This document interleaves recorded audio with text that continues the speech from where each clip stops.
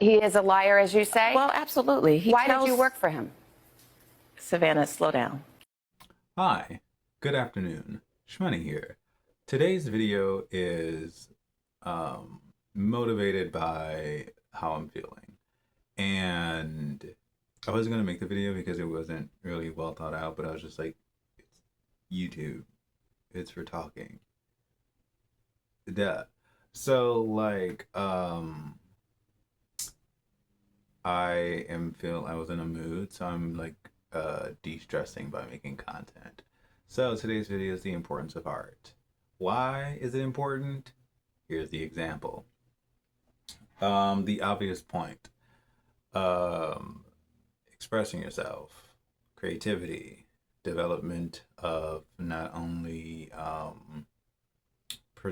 like your own perspective based on your own personal interpretation and what you gain from your environment and your knowledge and how you interact with it and process it, not in just your truth, which can be taken to a more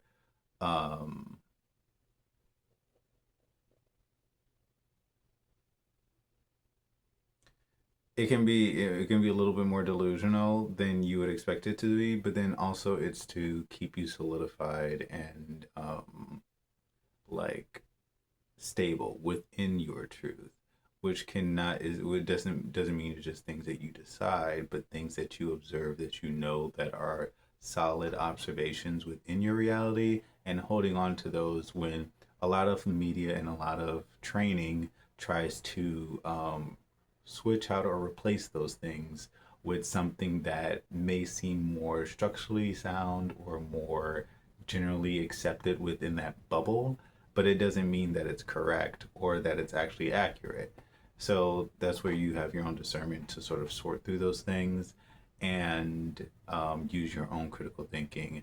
And art sort of passively helps you do that because you have to stay very consistent when it comes to your own personal perspective, especially when you have so many people in casual spaces and in the field trying to influence how you think and perceive it, especially when it comes to the trends that are constantly changing and then the eras that change as well, and that are constantly there are spaces in our certain areas of the community and of just like general promotion of art itself, where it sort of tries to try to get you to conform into a certain way of thinking and to try to correct what you do as an individual, even if it doesn't necessarily need that.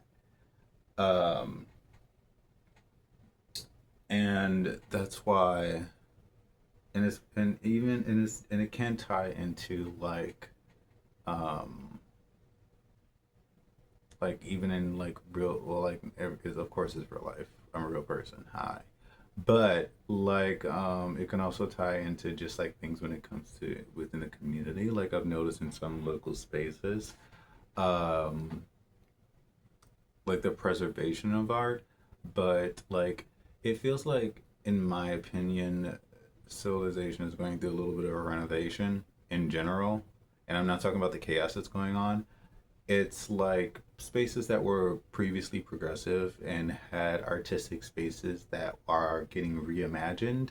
There are some communities that are not necessarily being taken care of in the same way, or their reimagining does lose important aspects that defeat stigmas of such community and challenges perspectives. So previous areas where it would be seen as a lot of culture are suddenly have people moving from more gentrified areas now calling it sketchy. But they have, 500K followers, and now the area has a completely different reputation because one uneducated person wanted to comment on the culture there. And even if it's like not a nice conversation to have, maybe when people are creating new art pieces within areas to enrich the culture, I don't know if art can take preventative measures like that. And it's not to conform or necessarily adjust, because if you keep adjusting, especially with certain groups of people, they'll take an inch and go 5 miles.